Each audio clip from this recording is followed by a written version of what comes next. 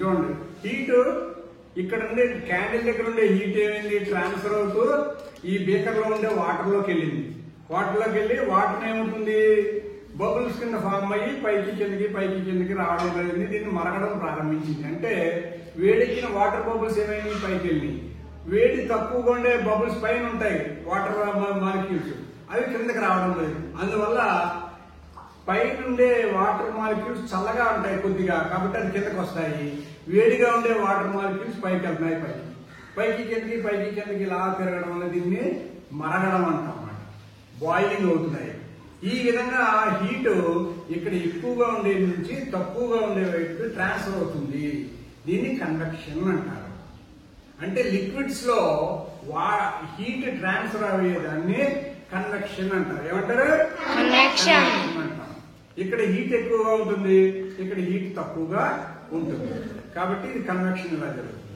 ఇప్పుడు సాలిడ్స్, ఇటువంటి ఇనప రాడ్లలో కానీ ఇనప రేకుల్లో కానీ ఈ చివరిని పట్టుకుని మనం హీట్ వైపు పెట్టామనుకోండి, అప్పుడు హీట్ ఇక్కడ ఎక్కువ ఉంది, ఇక్కడ తక్కువ ఉంది, ఇలా ట్రాన్స్ఫర్ అవుతూ ఇక్కడికి వస్తాడు.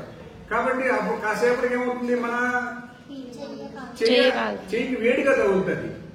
ఎవరు పట్టుకుంటారో చెప్పండి. అటుపక్క ఇలా అంటే నేను తీసేస్తాను. ఇది తీసేసిన తర్వాత ఓకే, కన్వెక్షన్ అర్థమైంది కదా. కన్వెక్షన్ అర్థమైంది. ఇప్పుడు కండక్షన్ ఎలా జరుగుతుందో చూడాలి. ఓకే, ఇప్పుడు ఇక్కడ పట్టుకోరా, ఇలా ఇక్కడ పట్టు, అక్కడ కాదు పైన. అంటే ఇక్కడ హీట్ ఎక్కువగా ఉన్నది. ఇది పట్టుకున్న ఇనప ఊస, సన్నటి ఊస పట్టుకున్నాడు. కాసేపటికి ఈ వేడి దగ్గరికి హీట్ రావాలి, వస్తుందా లేదా, దీన్ని ఏమంటారంటే కండక్షన్. ఇది కండక్షన్. నువ్వు రావా, నువ్వు ఇటు పక్క నుంచో. ఇప్పుడు నువ్వు దీనికి ఇలా దగ్గరగా చేయి పెట్టావు అనుకో, ఇక్కడ ఎలా ఉంది అంటే వేడి ఉన్నదా లేదు, మామూలుగా ఉంది. ఇప్పుడు ఎలా ఉంది, ఇప్పుడు లైట్ గా హీట్ వచ్చింది. అంటే ఇక్కడ ఉండే ఎక్కువగా ఉండే వేడి ఈ చేతికి ఎలాగెళ్ళింది, మధ్యలో ఏమీ లేదు కదా. మనం మంట దగ్గర కూర్చున్నాం అనుకోండి, భోగి మంట దగ్గర కూర్చున్నాం అనుకోండి, ఇలా చలి కాసుకుంటాం, అదే ఉందని.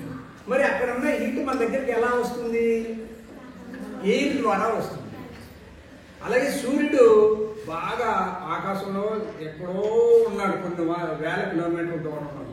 అక్కడ నుంచి లైట్ వచ్చేటప్పుడు మనకి ఎండలో నిలబడ్డాం అనుకోండి, వేడిగా ఉంటుంది మనకి. అక్కడ నుంచి హీట్ ఎలా వస్తుందంటే దీన్ని రేడియేషన్ అంటారు. ఈ హీట్ ఏమంటారు,